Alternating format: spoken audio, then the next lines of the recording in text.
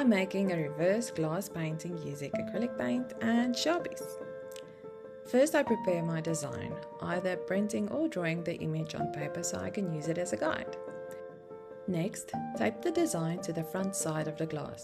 In this case, I merely flip my board around so I can see the design through the clear glass.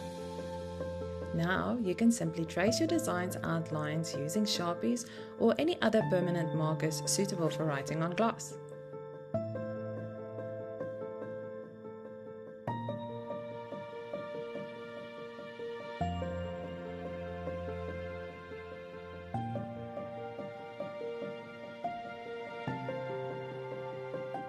After creating my design, I apply a thin layer of Mod Podge to the back. This helps the paint stick to the glass a little bit easier, especially when you're using acrylic paint like I am.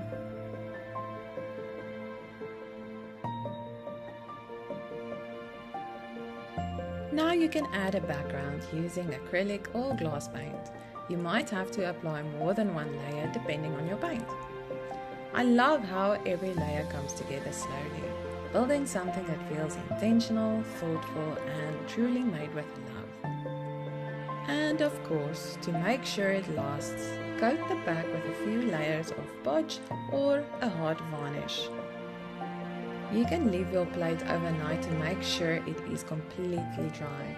Then you can turn your plate around and see your beautiful artwork from the front.